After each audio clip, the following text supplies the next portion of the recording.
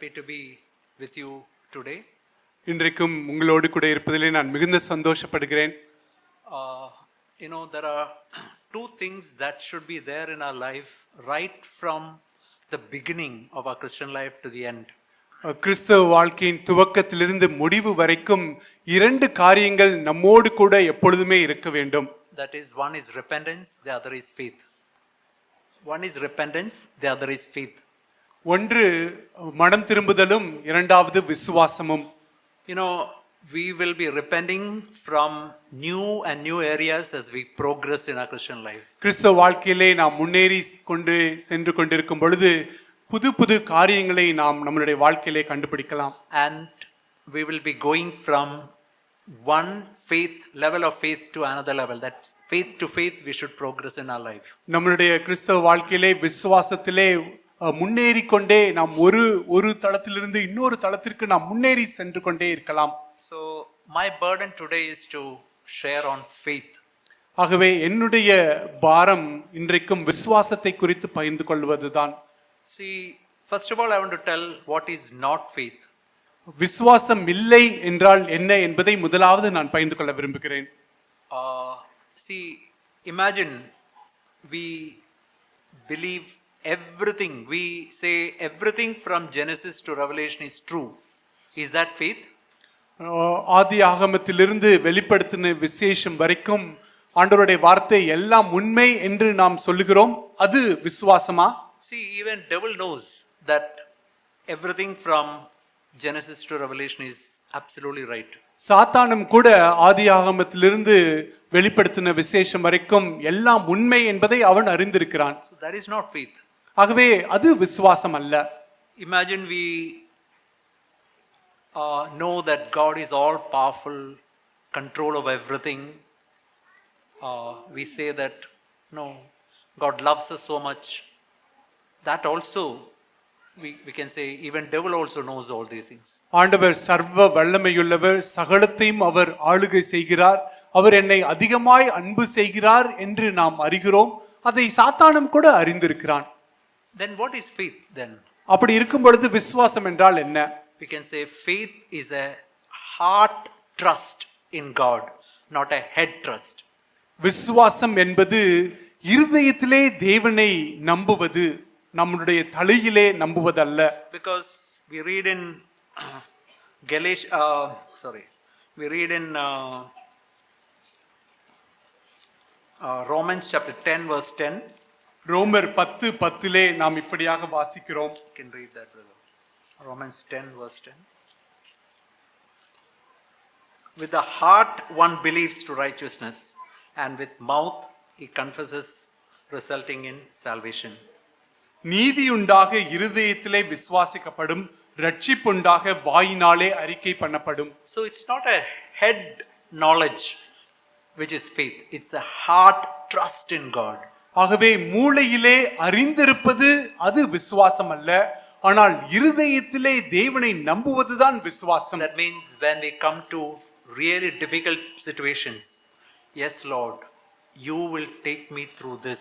A heart trust in God, that is faith. நாம் கஷ்டமான சூழ்நிலை வழியாக வந்திருக்கும் பொழுது, ஆண்டவரே இந்த சூழ்நிலை வழியாக நீர் என்னை நடத்துவீர் என்று சொல்லுவதே விசுவாசம்.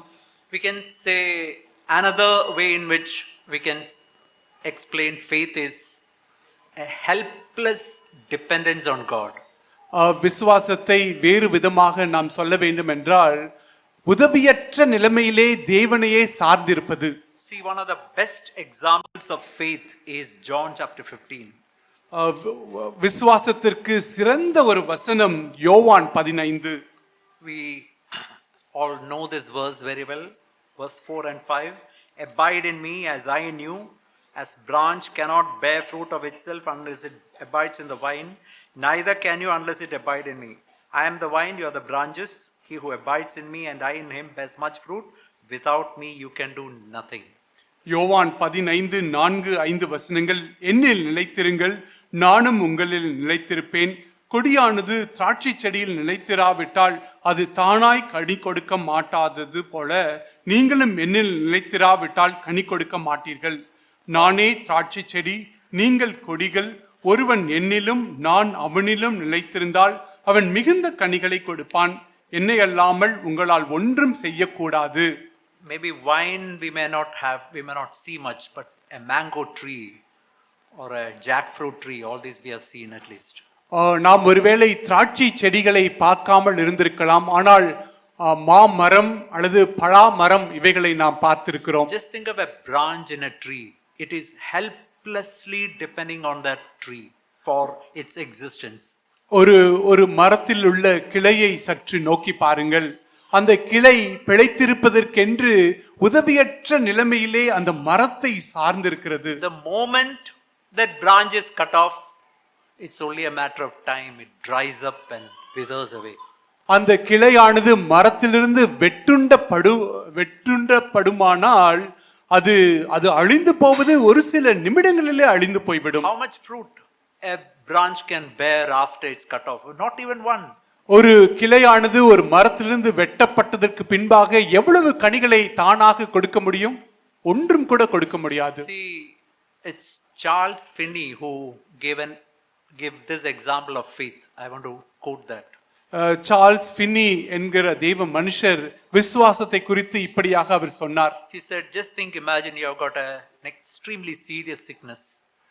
அவர் சொன்னார், உனக்கு மிகவும் கொடுமையான ஒரு நோய் ஏற்பட்டிருக்கிறது என்று வைத்துக் கொள்ளுங்கள். And you know of a doctor who has healed many of that same type of disease. அதே விதமான அநேக நோய்களை குணமாக்கின ஒரு மருத்துவரையும் நீங்கள் அறிவீர்கள். Now just the knowledge of that will not help you. அந்த மருத்துவரை குறித்ததான ஒரு அறிவு உங்களுக்கு ஒரு உதவியும் செய்யாது. Even if you imagine you go to that doctor, you consult that doctor, you take all his advice, that also will not help you. நீங்கள் ஒருவேளை அந்த மருத்துவரை அணுகி அவரிடத்திலிருந்து ஆலோசனை பெற்று மருந்துகளை வாங்கினாலும் அதுவும் உங்களுக்கு உதவாது. How can you be healed? நீங்கள் எப்படி சுகமாக்கப்பட முடியும்? When you go to that doctor and submit yourself totally, helplessly on that doctor, that can really heal you. நீங்கள் அந்த மருத்துவரிடத்திலே போய் உதவியற்றவர்களாய் உங்களை முற்றிலும் அவரிடத்திலே ஒப்பு கொடுக்கும் பொழுது அது உங்களுக்கு உதவியாயிருக்கும். That means whatever the doctor says, operation, yes, operation. If take some medicine, yes. Whatever he says, I'm ready to submit to him totally and completely. That can help you to completely be rid of your disease. அவரிடத்திலே நம்மை முற்றிலுமாய் ஒப்பு கொடுப்பது என்றால் அவர் என்ன சொன்னாலும் செய்வதற்கு ஆயத்தமாய் இருப்பது. மருந்து சாப்பிட வேண்டும் என்றால் மருந்து சாப்பிடுவது, அல்லது அறுவை சிகிச்சை செய்ய வேண்டும் என்றால் எதற்கும் ஆயத்தமாக இருப்பது. முற்றிலுமாக அந்த நோயிலிருந்து விடுபடுவதற்கு அவரிடத்திலே நம்மை முற்றிலும் ஒப்பு கொடுத்தவர்களாக இருப்பது. Do you think that just a knowledge that doctor has healed so many people, that will not help us? Or just going to that doctor, just like that also is not to help us. But when we submit ourselves totally to him, helplessly, I am not able to get rid of this disease, but I submit to you, that will completely heal you. நாம் அந்த மருத்துவரை குறித்து அறிந்திருக்கக்கூடிய அந்த அறிவோ அவரிடத்திலே அவர் அநேகரை குணமாக்கி இருக்கிறார் என்று அறிந்திருக்கக்கூடிய ஒரு அறிவும் நமக்கு உதவாது.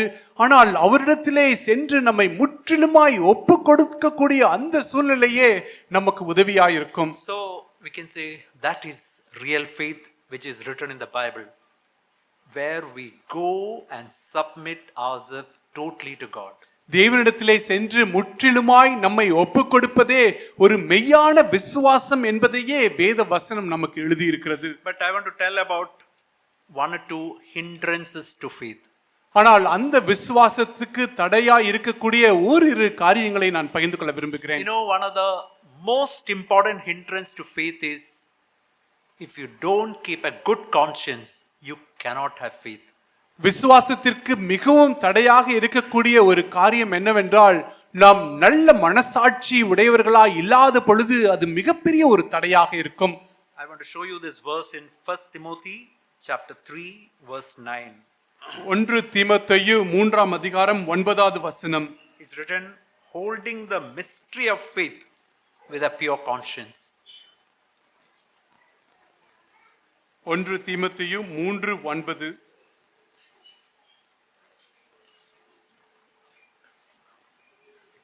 விசுவாசத்தின் ரகசியத்தை சுத்த மனசாட்சியிலே காத்துக் கொள்ளுகிறவர்களாயும் இருக்க வேண்டும். See, just think of that word. Mystery means secret. Secret of faith can be kept only in a pure conscience. விசுவாசத்தின் ரகசியத்தை சுத்த மனசாட்சியிலே காத்துக் கொள்ளுகிறவர்களாய் இருக்க வேண்டும். That means if in any area I'm telling say the Lord tells something, Lord, that is not so easy, Lord. I cannot obey that. That moment I don't have a good conscience. ஏதோ ஒரு பகுதியை ஆண்டவர் நமக்கு சுட்டி காண்பிக்கும் பொழுது, ஆண்டவரே அது எனக்கு மிகவும் கஷ்டம் என்று நாம் ஆண்டவரிடத்திலே சொல்லுவோம் என்றால் அந்த பகுதியிலே நமக்கு நற்மனசாட்சி உண்டாயிருக்காது. That means I'm telling the Lord, Lord, I want to do my will in this area. I cannot do your will. I want to do my will. Now then you cannot have faith. அப்படி நாம் சொல்லும் பொழுது ஆண்டவரிடத்திலே நாம் என்ன சொல்லுகிறோம் என்றால், ஆண்டவரே இந்த பகுதியிலே நான் உம்முடைய சித்தத்தை செய்ய முடியாது, நான் என்னுடைய சித்தத்தையே செய்ய விரும்புகிறேன் என்று நாம் சொல்லுகிறோம். அப்பொழுது நமக்கு விசுவாசம் உண்டாயிராது. Imagine the Lord tells you, go and ask forgiveness to your husband or wife or maybe somebody in your office, and oh Lord, that is very difficult, Lord. Or maybe a servant in the home, God is telling you to ask forgiveness. Oh, that's not possible, Lord. Okay, then what happens is you cannot have faith. It's like a blockage. You cannot go forward anymore in Christian life. தேவன் நம்மிடத்திலே நம்மளுடைய வாழ்க்கையின் பகுதிகளை சுட்டி காண்பித்து, யாரிடத்திலாவது போய் மன்னிப்பு கேளுங்கள் அல்லது வேலைக்காரியினிடத்திலே மன்னிப்பு கேளுங்கள் என்று சொல்லும் பொழுது, இல்லை ஆண்டவரே என்னால் அதை செய்ய முடியாது, அது கஷ்டம் என்று நாம் சொல்லும் பொழுது நமக்கும் தேவனுக்கும் இடையே ஒரு பெரிய தடுப்பு சுவரை நாம் கொண்டு வருகிறோம். That is what we read in 1 Timothy chapter 1 verse 18 and 19. அதைத்தான் நாம் 1 தீமோத்தேயு 1ஆம் அதிகாரம் 18 19 19 20 நாம் வாசிக்கிறோம். 1 தீமோத்தேயு 1:18 19 நாம் அதை வாசிக்கிறோம். குமாரனாகிய தீமோத்தேயுவே, உன்னை குறித்து முன் உண்டான தீர்க்க தரிசனங்களின் படியே நீ அவைகளை முன்னிட்டு நல்ல போராட்டம் பண்ணும்படி இந்த கட்டளை உனக்கு ஒப்புவிக்கிறேன். நீ விசுவாசமும் நல் மனசாட்சியும் உடையவனாயிரு. இந்த நல் மனசாட்சியை சிலர் தள்ளிவிட்டு விசுவாசமாகிய கப்பலை சேதப்படுத்தினார்கள். Yeah, just think of what is written here. That means just think of a ship that is going in the sea and one small hole is sufficient. It's only a matter of time before that ship sinks. கடலிலே சென்று கொண்டிருக்கக்கூடியதான ஒரு கப்பலை சற்று யோசித்து பாருங்கள். அந்த கப்பலிலே ஒரு சின்ன ஓட்டை இருக்கும் என்றால் அந்த கப்பல் அந்த கடலிலே மூழ்குவது ஒரு சில நிமிடங்களிலே அது மூழ்கிவிடும். So that's the same. If we allow in any area, we allow a bad conscience in our life. That's an extremely dangerous thing. Our Christian life is gone. Faith is gone. நம்மளுடைய கிறிஸ்தவ வாழ்க்கையிலே ஒரு கெட்ட மனசாட்சியை நாம் அனுமதிக்கும் பொழுது நம்மளுடைய முழு கிறிஸ்தவ வாழ்க்கையும் அழிந்து விடுகிறது. That's for that we can really ask the Lord, Lord, help me. Imagine if we are finding it difficult to ask forgiveness or whatever area where we find it, Lord, you help me. I just want to obey it. If we submit ourselves to God, God can help us. நம்மளுடைய வாழ்க்கையின் ஏதாவது பகுதியிலே நமக்கு கஷ்டமான சூழ்நிலைகளிலே, தேவனே நீர் எனக்கு உதவி செய்யும், நான் என்னை முற்றிலுமாய் ஒப்படைக்கிறேன் என்று நாம் சொல்லும் பொழுது தேவன் நமக்கு நிச்சயமாய் உதவுவார். Another very important hindrance to faith is pride. விசுவாசத்திற்கு மிகவும் தடையாக இருக்கக்கூடிய இன்னொரு காரியம் நம்முடைய பெருமை. We can see this verse in Habakkuk chapter 2 verse 4. Habakkuk 2:4 இந்த வசனத்தை நாம் வாசிக்கிறோம். Behold, the proud, his soul is not upright in him, but the just shall live by faith.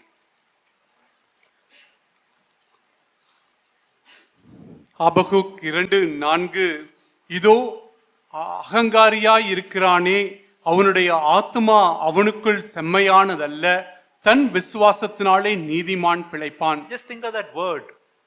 No, just shall live by faith is a verse that is repeated 3 times in the New Testament.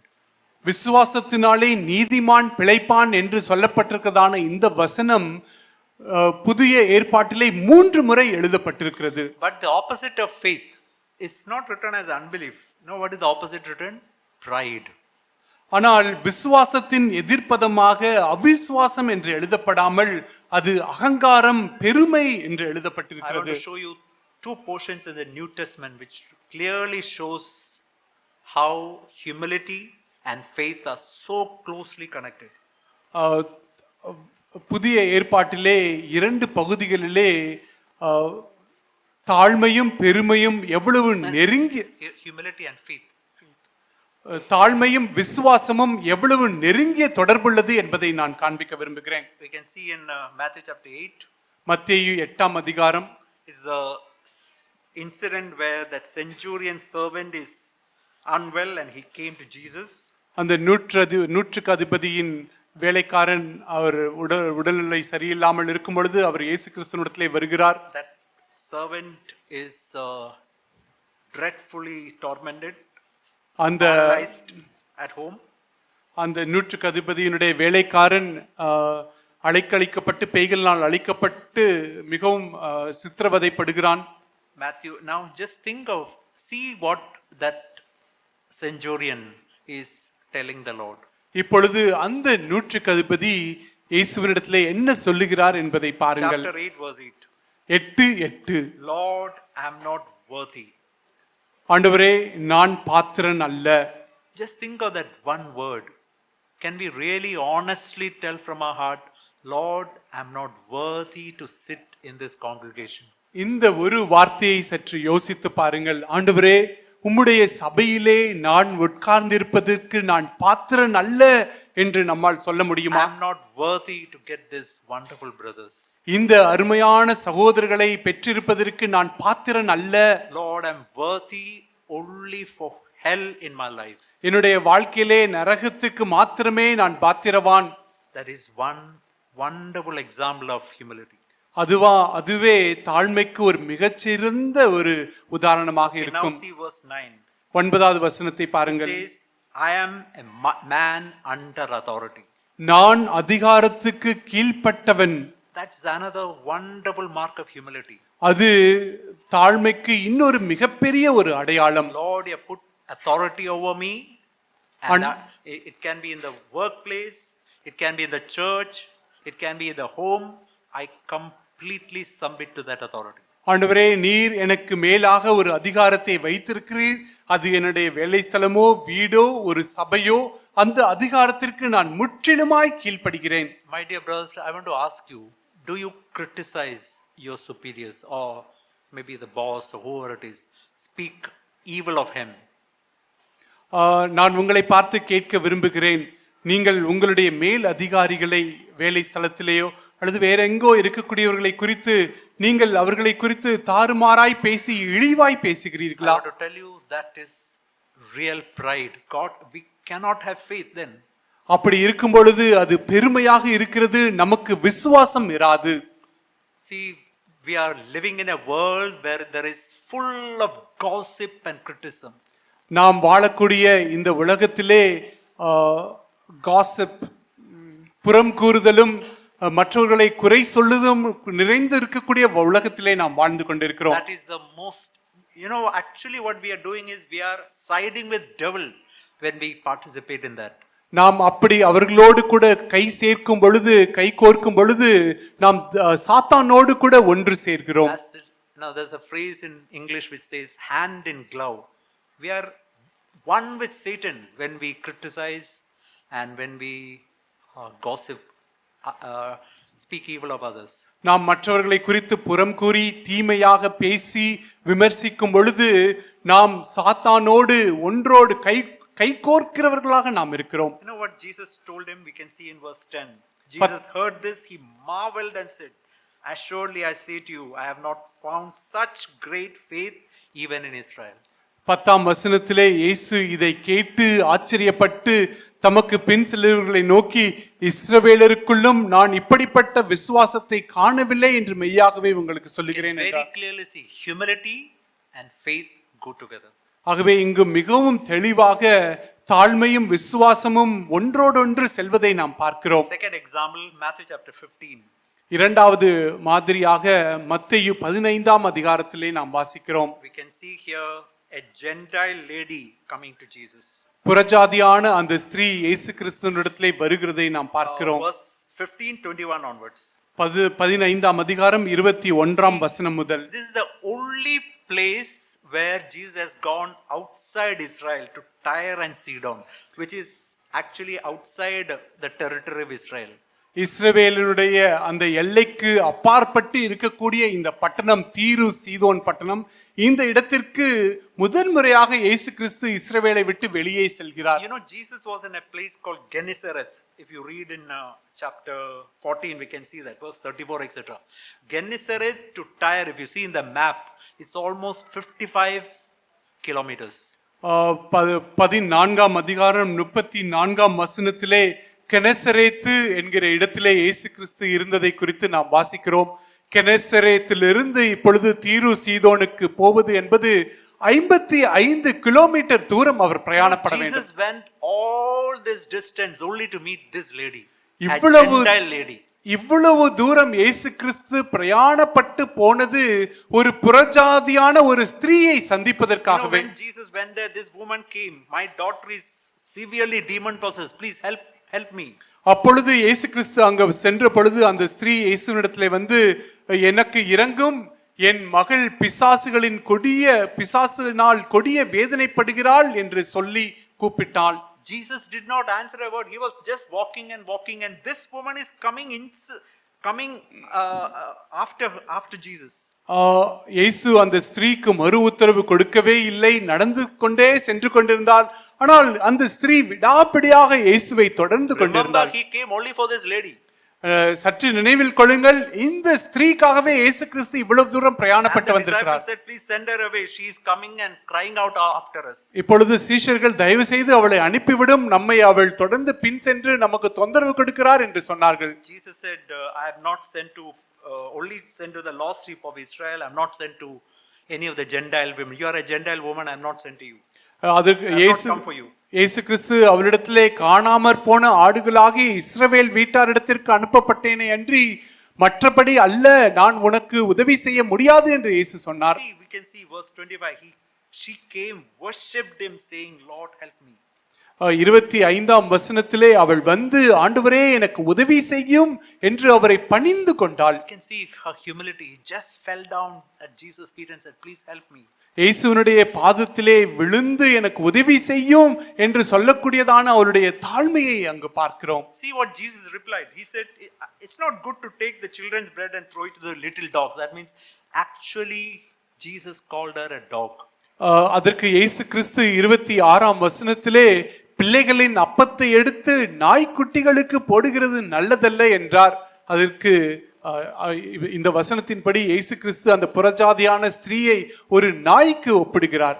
Just think, he came only for her and Jesus is calling her dog like that, and she's not getting offended. No, what she said, even little dogs eat crumbs which fall from the mouth. That means I am a dog, Lord. Okay, that's okay. சற்று நினைவில் கொள்ளுங்கள், இந்த ஸ்திரீக்காக தான் ஆண்டவர் இவ்வளவு தூரம் பிரயாணப்பட்டு வந்திருக்கிறார். ஆனால் இந்த ஸ்திரீ இப்பொழுது அவர் நாய் என்று சொன்ன பொழுதும் கூட, ஆமாண்டவரே மெய்தான், ஆகிலும் நாய்க்குட்டிகள் தங்கள் எஜமான்கள் மேஜையிலிருந்து விழும் துணிக்கைகளை தின்னுமே என்றால், ஆமாண்டவரே நான் நாய்தான் என்று அவள் அங்கு ஒத்துக்கொள்கிறாள். He was testing her. இயேசு கிறிஸ்து அவளை சோதித்து பார்க்கிறார். When he heard this reply, he said, great is your faith. அவளுடைய அந்த பிரதியுத்தரத்தை கேட்டவுடனே, உன்னுடைய விசுவாசம் பெரிது என்று அவர் சொல்லுகிறார். See, you can see very clearly humility and faith go together. ஆகவே இங்கு மிகவும் தெளிவாக நாம் பார்ப்பது விசுவாசமும் தாழ்மையும் ஒன்றோடொன்று செல்கிறது. I just want to show you this verse in 1 Peter chapter 1 verse 7. 1 பேதுரு 1:7 நாம் இதை வாசிக்கிறோம். Here is written about faith, and in verse 6 is written, we are grieved by various trials. 1 பேதுரு 1:7 உங்கள் விசுவாசம் சோதிக்கப்பட்டு, it's written, we greatly rejoice even though for a little while we are grieved by various trials. விலையேற அதை பார்க்கிலும் அதிக விலையேற பெற்றதா இருக்கிற உங்கள் விசுவாசம் சோதிக்கப்பட்டு என்று நாம் வாசிக்கிறோம். That means there are situations where we are distressed. That is the word used, I think, in NASB. Distress means don't know what to do in this situation. We come to situations like that. ஆறாம் வசனத்திலே பலவிதமான சோதனைகளாலே துக்கப்படுகிறீர்கள். நாம் இப்படி துக்கப்படக்கூடிய அநேக சூழ்நிலைகள் வழியாக நாம் கடந்து செல்கிறோம். Dukkapada, that I think distressed is, it's like don't know what to do, in such a situation. இந்த சூழ்நிலைகளிலே என்ன செய்வது என்றே அறியாது இருக்கக்கூடிய சூழ்நிலை. Why God allows such situation? ஏன் அப்படிப்பட்ட சூழ்நிலைகளை தேவன் அனுமதிக்கிறார் தெரியுமா? Answer is in verse 7. ஏழாம் வசனத்திலே அந்த genuineness of your faith, that means faith is compared to gold. Gold, when it is mined from the gold mine, it is full of so many mixtures. இங்கு விசுவாசம் என்பது பொன்னுக்கு ஒப்பிடப்பட்டிருக்கிறது. அந்த தங்க சுரங்கத்திலே அநேக கலவைகளினால் பண்ணப்பட்டதுதான் அந்த தங்கம். And gold, our faith is also, it has got so much mixture. That means not genuine faith, it's not a pure faith. நம்முடைய விசுவாசம் கூட ஒரு சுத்தமான ஒரு விசுவாசமாக இல்லை, அது அநேக கலவைகளினால் கலப்படமான ஒரு விசுவாசமாக காணப்படுகிறது. What the goldsmith do with the gold? He will put it in fire and then back to water, then again fire, back to water, again fire, back to water. Slowly dirt and mixtures go away from this gold, and slowly it becomes purer and purer. அந்த தங்கத்தை உருவாக்கக்கூடிய அந்த ஆசாரி என்ன செய்வார் என்றால், முதலாவது அதை அக்கினியிலே போட்டு, பின்பு தண்ணியிலே போட்டு, இப்படி மாறி மாறி அக்கினியும் தண்ணியுமாக போட்டு அந்த கசடுகள் முற்றிலுமாக போகும் வரைக்கும், அவர் சுத்த பொன்னாக மாறும் வரைக்கும் அதை அப்படியாக செய்து கொண்டிருப்பார். I want to tell you, whenever you face distressing situation, please remember one thing: it is only a test. நாம் நெருக்கமான ஒரு கஷ்டமான சூழ்நிலை வழியாக செல்லும் பொழுது அதை சற்று நினைவில் வைத்துக் கொள்ளுங்கள், அது உங்களுக்கு உண்டான ஒரு பரீட்சை. Please remember, it is only a test. தயவு செய்து நினைவில் கொள்ளுங்கள், அது ஒரு பரீட்சை தான். what God is wanting? Your faith has to become purer. இப்பொழுது இயேசு என்ன எதிர்பார்க்கிறார்? நம்முடைய விசுவாசம் சுத்த பொன்னாக இருக்க வேண்டும் என்று விரும்புகிறார். Now please remember what I said. What is real faith? நான் இப்பொழுது சொன்னதை நினைவில் கொள்ளுங்கள். உண்மையான விசுவாசம் என்றால் என்ன? Faith is a heart trust in God. Know what God is aiming at? That we will trust Him in the midst of difficult, distressing situation. Lord, these are really difficult situations, but still I trust you, Lord. விசுவாசம் என்றால் நம் இருதயத்திலிருந்து விசுவாசிப்பதுதான் என்று சொன்னோம். ஆகவே இந்த கஷ்டமான சூழ்நிலைக்கு மத்தியிலே, ஆண்டவரே நான் உம்மீது விசுவாசமா இருக்கிறேன் என்று நாம் சொல்ல வேண்டும். Heart trust, not head trust. இருதயத்திலிருந்து விசுவாசிப்பது, மூளையிலிருந்து அல்ல. Another explanation: Lord, I helplessly depend on you in this situation. இன்னொரு விதமாக, ஆண்டவரே நான் உதவி அற்றவனாக, ஆண்டவரே இந்த சூழ்நிலையிலே நான் உம்மையே சார்ந்திருக்கிறேன் என்று சொல்வது. Or in another way we can say, Lord, I take my eyes from every other thing, but I look at you. That is faith. இன்னொரு விதமாக சொல்ல வேண்டும் என்றால், நான் எல்லாவற்றிலிருந்தும் என்னுடைய கண்களை எடுத்து நான் உம்மையே நான் நோக்கி பார்க்கிறேன் என்று சொல்வதே விசுவாசம். See, I want to tell you, grace and faith are, we can say grace is God's hand extending towards us. கிருபையும் விசுவாசமும் என்று சொல்லும் பொழுது, கிருபை என்பது தேவனுடைய கரம் நம்மை நோக்கி அவருடைய கரத்தை விரிப்பது. You know what is faith? விசுவாசம் என்றால் என்ன தெரியுமா? When I see that hand, I extend my hand to Him. நாம் விசுவாசம் என்று சொல்லப்படும் பொழுது, கிருபை என்ற கரத்தை நாம் பார்க்கும் பொழுது நம்முடைய கரத்தை நீட்டி பிடித்துக் கொள்வதே விசுவாசம். God will hold on to our hand and He will lift us out of whatever be our problem. ஆகவே தேவன் நாம் எப்படிப்பட்ட சூழ்நிலை வழியாக நாம் கடந்து சென்று கொண்டிருந்தாலும் கூட நம்முடைய கரத்தை பிடித்து அவரால் தூக்கி எடுக்க முடியும். My dear brothers and sisters, I want to tell you, we are incapable of overcoming anxiety or fear or discouragement or anger or pornography or whatever it is. நம் மன சோர்வையோ அதைரியத்தையோ பயத்தையோ அல்லது ஆபாசமான காரியங்களிலிருந்து விடுபடுவதோ எதையுமே நாமவே அதிலிருந்து விடுபடுவது என்பது முற்றிலும் கூடாதது. It's something like a bird flying in the air. Can you fly in the air?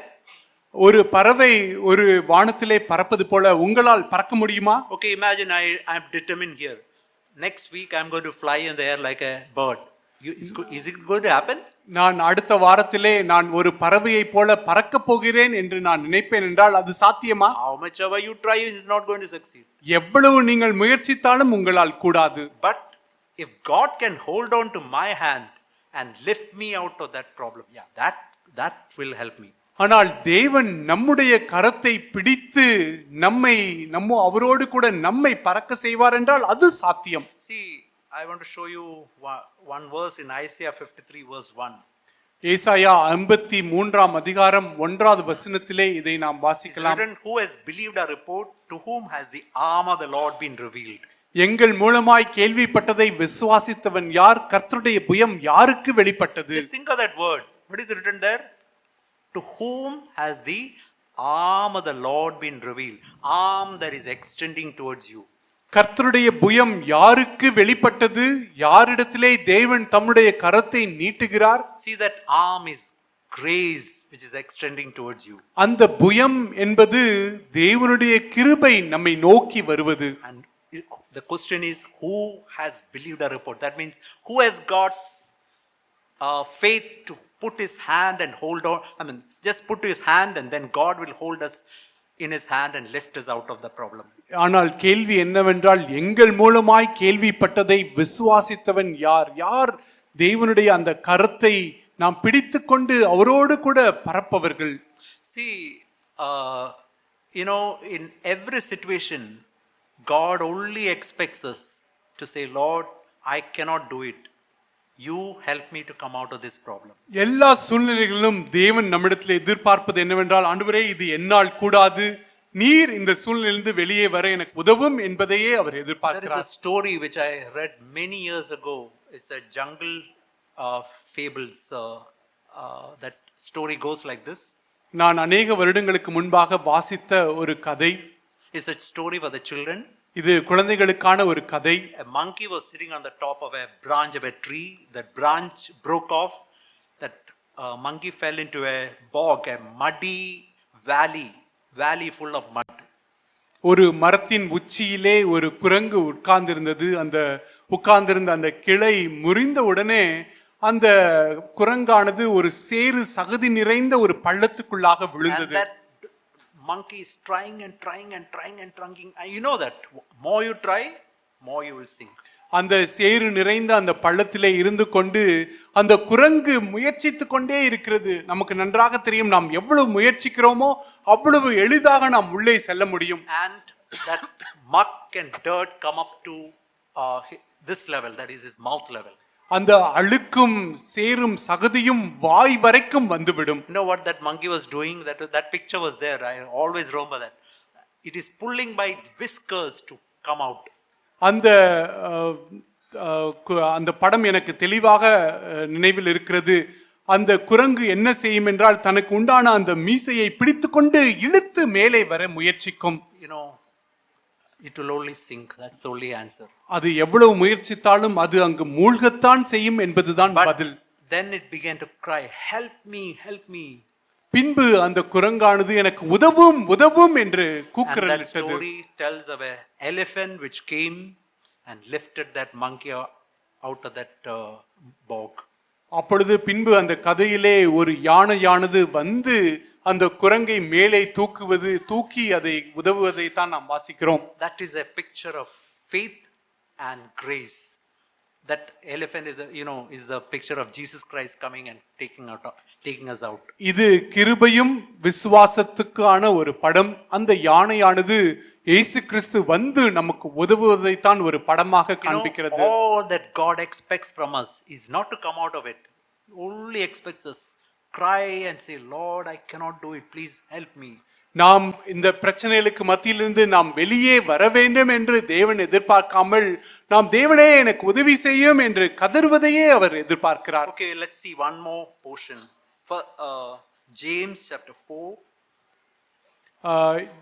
யாக்கோபு 4ஆம் அதிகாரத்திலே உள்ள இன்னொரு வேத பகுதியை நாம் பார்க்கலாம். See, here it's written about, if you read chapter 4, James is telling about different types of pleasures that are there in our members. நம்மளுடைய சரீரத்திலே உண்டான அநேக இச்சைகளை குறித்து யாக்கோபு இங்கே சொல்லுகிறார். You know, a pleasure for, say, mobile games or addiction to pornography, addiction to so many things like that. ஒரு வீடியோ கேம் விளையாடுவதற்கு ஒரு அடிமையாகி இருப்பதோ அல்லது ஆபாச படங்களுக்கு அடிமையாகி இருப்பதோ அல்லது இப்படி அநேக இச்சைகளுக்கு அடிமையாய் இருப்பதையோ, That is one thing he is telling, and another thing he is telling here in verse 4 is about worldliness, the desire for worldly things and that wish for worldliness. அதை அவர் ஒரு காரியமாக சொல்லிவிட்டு இந்த உலகத்தில் உள்ள காரியங்களை இச்சிப்பதை குறித்து இரண்டாவதாக அவர் சொல்லுகிறார். And then he's telling the Holy Spirit is verse 5. Holy Spirit is deeply longing for us to that we should be totally him, totally belonging to him. Our heart affection should be totally to him. 5ஆம் வசனத்திலே நம்மில் வாசமாயிருக்கிற ஆவியானவர் நம்மிடத்திலே வைராக்கிய வாஞ்சையாய் இருக்கிறார் என்று வேத வாக்கியம் வீணாக சொல்லுகிறது என்று நினைக்கிறீர்களோ? Then see what is written in verse 6. 6ஆம் வசனத்திலே அவர் என்ன எழுதப்பட்டிருக்கிறது என்று பாருங்கள். He gives greater grace. அவர் அதிகமான கிருபையை அளிக்கிறார். I want to say it like this. He gives supernatural grace. இயற்கைக்கு அப்பாற்பட்டதான ஒரு கிருபையை ஆண்டவர் நமக்கு தர விரும்புகிறார். I will tell you, my dear brothers and sisters, to overcome these pleasures that wage war in our members, let it be pornography or let it be addiction to mobile or whatever, is humanly speaking impossible. நம்முடைய மாம்சத்திலே போர் செய்யக்கூடியதான இப்படிப்பட்ட இச்சைகளை மனுஷிகமாக சொல்ல வேண்டும் என்றால் நம்மால் அதை மேற்கொள்ள முடியவே முடியாது. Anger, envy, it's impossible for human beings to overcome these things. கோபம், பொறாமை என்பதையெல்லாம் நாம் மனுஷிகமாக மேற்கொள்வது என்பது கூடாதது. Can a dog or a cat by trying become like a human being? It's not possible. ஒரு பூனையோ ஒரு நாயோ தானாக முயற்சித்து ஒரு மனுஷனை போல மாற முடியுமா? முடியவே முடியாது. That is why it's written, that is God is ready to give us what? Supernatural help so that we can come to that level. ஆகவேதான் ஆண்டவருடைய வார்த்தை என்ன சொல்லுகிறது என்றால், அவருடைய தரத்திற்கு வரும்படிக்கு ஆண்டவர் இயற்கைக்கு அப்பாற்பட்டதான ஒரு கிருபையை, ஒரு உதவியை அவர் நமக்கு தர ஆயத்தமா இருக்கிறார். But whom he is going to give? ஆனால் யாருக்கு அதை தரப்போகிறார்? He resists the proud but gives grace to the humble. தேவன் பெருமை உள்ளவர்களுக்கு எதிர்த்து நிற்கிறார், தாழ்மை உள்ளவர்களுக்கோ கிருபை அளிக்கிறார். Now read verse 7. 7ஆம் வசனத்தை இப்பொழுது நாம் submit to God. தேவனுக்கு 7ஆம் வசனத்திலே ஆகையால் தேவனுக்கு கீழ்ப்படிந்திருங்கள். Please remember that what I told earlier of that patient who was struggling with a disease. நான் ஆரம்பத்திலே சொன்ன அந்த நோயினாலே கஷ்டப்பட்டு கொண்டிருக்கக்கூடிய அந்த நோயாளியை குறித்து நினைவில் கொள்ளுங்கள். How can he come out of that disease? அந்த நோயிலிருந்து அவன் எப்படி வெளியே வர முடியும்? There is only one way. He has to submit totally to that doctor. அந்த டாக்டருக்கு முற்றிலுமாய் தம்மை கீழ்ப்படுத்துவதன் மூலமாகவே அந்த நோயிலிருந்து வெளியே வர முடியும். If he submit totally to whatever the doctor says, then he can come out. அந்த டாக்டர் சொல்லக்கூடியதான எல்லாவற்றிற்கும் தன்னை கீழ்ப்படுத்தும் பொழுது அவன் அந்த நோயிலிருந்து முற்றிலுமாக குணப்பட முடியும். That is faith. அதுதான் விசுவாசம். Submit to God, resist the devil, he will flee from you. தேவனுக்கு கீழ்ப்படித்திருங்கள், பிசாசுக்கு எதிர்த்து நில்லுங்கள், அப்பொழுது அவன் உங்களை விட்டு ஓடி போவான். If you are saying, Lord, I cannot submit to you, then the devil has got power over you. Sin will have power over you. Faith will not be there. நாம் தேவனிடத்திலே ஆண்டவரே உமக்கு என்னால் கீழ்ப்படிய முடியாது என்று நாம் சொல்லும் பொழுது சாத்தான் நம்மை மேற்கொள்ளுவான், பாவம் நம்மை மேற்கொள்ளும். If the wife says, I cannot submit to the husband, that is all not possible. Okay, then what will happen? There won't be any faith. மனைவியானவள் கணவனுக்கெல்லாம் என்னால் கீழ்ப்படிய முடியாது, அதெல்லாம் கூடாத காரியம் என்று சொல்லும் பொழுது அங்கு விசுவாசம் இல்லாமல் போய்விடும். The Lord says, you husbands, love your wife as the law, as church. I mean, love your wife as God loves the church. வேதத்திலே புருஷர்களுக்கு சொல்லப்படும் பொழுது கிறிஸ்து சபையை நேசிப்பது போல நீங்களும் உங்கள் மனைவியிடத்திலே அன்பு கூறுங்கள் என்று சொல்லப்பட்டிருக்கிறது. That's all not possible. That's all very, very difficult things. அது எல்லாம் சாத்தியமே இல்லை, அதெல்லாம் மிகவும் கஷ்டம். Children, obey your parents in all things. Oh, how can I do it? It's not possible. பிள்ளைகளே எல்லாவற்றிலும் உங்கள் பெற்றோர்களுக்கு கீழ்ப்படியுங்கள் என்று சொல்லும் பொழுது அது எப்படி கூடும்? அது எல்லாம் சாத்தியமில்லை. Submit to your authorities and don't criticize them, but submit to them. Oh, that's not all very difficult thing. அதிகாரங்களுக்கு கீழ்ப்பட்டிருங்கள், அவர்களை விமர்சிக்காதீர்கள் என்று சொல்லும் பொழுது அது எல்லாம் சாத்தியமில்லை, அதெல்லாம் கூடாத காரியம். Then we are not extending our hand to God. God cannot save us. அப்படி நாம் சொல்லும் பொழுது நம்மளுடைய கருத்தை தேவனுக்கு நேராக நீட்டவில்லை, தேவன் நமக்கு உதவி செய்யவே முடியாது. Can we say, Lord, I want to do it, but please help me. ஆனால் நாம் ஆண்டவரே நான் இதை செய்ய விரும்புகிறேன், எனக்கு உதவும் என்று நம்மால் சொல்ல முடியுமா? And I remember what F.B. Mayer once said, even though you don't have a willingness, can you say, Lord, I'm ready to be made willing to be made willing. FP mayor ஒரு முறை சொல்லும் பொழுது, நமக்கு மனதில்லாது இருந்தும் ஆண்டவரே நான் மனதுள்ளவனாய் இருக்கும்படிக்கு நான் மனதுள்ளவனாய் இருக்கிறேன் என்று நாம் சொல்ல வேண்டும். Even if you don't have a desire, you can say, Lord, give me that desire, give me that ability. I'm not having it. God is able to give that. அப்படிப்பட்ட ஒரு விருப்பம் நமக்கு இல்லாது இருந்தாலும் கூட ஆண்டவரே அப்படிப்பட்ட ஒரு விருப்பத்தை, ஒரு வாஞ்சையை எனக்குள்ளாக உண்டு பண்ணும் என்று நான் சொல்லும் பொழுது ஆண்டவர் நமக்கு உதவி செய்வார். All that God expects is to raise our hand and say, Lord, I cannot do it. You do that work in my life. நம்மிடத்திலே தேவன் எதிர்பார்ப்பதெல்லாம் நம்மளுடைய கரங்களை நீட்டி ஆண்டவரே என்னால் இது கூடாது, உம்முடைய கிரியை என்னுடைய வாழ்க்கையிலே செய்யும் என்று சொல்வதை தான். Remember, Christian life is walking on water, which Peter tried. Any man can try. He'll only sink. கிறிஸ்தவ வாழ்க்கை என்பது தண்ணீர் மீது நடப்பது என்பதை நினைவில் கொள்ளுங்கள். பேதுரு முயற்சித்தான், அநேகர் முயற்சித்தார்கள், ஆனால் கூடவில்லை. But how did Peter walk on water? ஆனால் பேதுருவால் எப்படி நடக்க முடிந்தது? His eyes was on Jesus. அவனுடைய கண்கள் இயேசுவின் மீது இருந்தது. That is faith. அதுதான் விசுவாசம். Lord, I cannot do it, but you can make me do it. ஆண்டவரே என்னால் இது கூடாது, ஆனால் இதை செய்யும்படிக்கு செய்ய உம்மால் கூடும். You can give me supernatural help. இயற்கைக்கு அப்பாற்பட்டதான அந்த உதவியை உம்மால் எனக்கு தர முடியும். Is it difficult to believe that God can give us supernatural help? தேவன் நமக்கு இயற்கைக்கு அப்பாற்பட்ட உதவியை அவரால் தர முடியும் என்பது விசுவாசிப்பது கஷ்டமா? Provided we raise our hand and say, Lord, I cannot do it. நாம் ஆண்டவரே என்னால் கூடாது என்று நம்முடைய கையை உயர்த்தும் போது அது கூடும். God can lift us out of every sin and every problem. நம்மளுடைய எல்லா பாவங்களிலிருந்தும் எல்லா பிரச்சனைகளிலிருந்தும் தேவனால் நம்மை உயர்த்த முடியும். That is genuine Christianity. அதுதான் ஒரு மெய்யான ஒரு கிறிஸ்தவம். There is a song in English. Once it was a blessing, now it is a Lord. ஆங்கிலத்திலே ஒரு பாடல் ஒன்று உண்டு. ஆதியிலே ஒரு ஆசீர்வாதத்தை நோக்கி பார்த்தேன், இப்பொழுது நான் தேவனையே நோக்குகிறேன். One stanza goes like this. அதனுடைய ஒரு வரி இப்படியாக செல்லும். Once it was painful trying, now it's perfect trust. ஒரு முறை ஒரு கொஞ்ச நாளைக்கு முன்பாக கஷ்டப்பட்டு நான் முயற்சித்தேன், இப்பொழுது கஷ்டமில்லாமல் விசுவாசிக்கிறேன். I want to ask you, are you trying? I want to tell you, you are trying to fly just like a bird. It's not possible. நீங்கள் முயற்சித்துக் கொண்டே இருக்கிறீர்களா? நீங்கள் பறவையை போல பறக்க முயற்சிக்கிறீர்கள், அது கூடாதது. Just lift your hand and say, Lord, it's not possible. God will give you the willingness and ability to do God's will. நாம் மட்டும் நம்முடைய கையை உயர்த்தி ஆண்டவரே என்னால் கூடாது என்று நாம் சொல்லும் பொழுது வாஞ்சியையும் விருப்பத்தையும் தேவன் நமக்குள்ளாக உண்டு பண்ணி அதற்குண்டான வல்லமையை நமக்கு அவர் தருகிறார். No, that another stanza says like this. Once it was ceaseless holding, now he holds me and take me to this Christian life. ஒரு காலத்திலே நான் விடாப்பிடியாய் பிடித்துக் கொண்டிருந்தேன், ஆனால் இப்பொழுது அவர் என்னை பிடித்துக்கொண்டு நடத்துகிறார் என்று அந்த பாடலிலே இன்னொரு வரி உண்டு. Wonderful song. There's a song written by A.B. Simpson. Please go through that song. It's a really wonderful song. அந்த பாடல் ஒரு அருமையான பாடல். A.B. சிம்சன் எழுதின பாடல். அந்த பாடலை முடிந்தால் ஒருமுறை அதை வாசித்து பாருங்கள். So that is what I want to share on faith. அதைத்தான் நான் விசுவாசத்தை குறித்து நான் பகிர்ந்து கொள்ள விரும்பினேன். God help us. ஆண்டவர் நமக்கு உதவி செய்வாராக.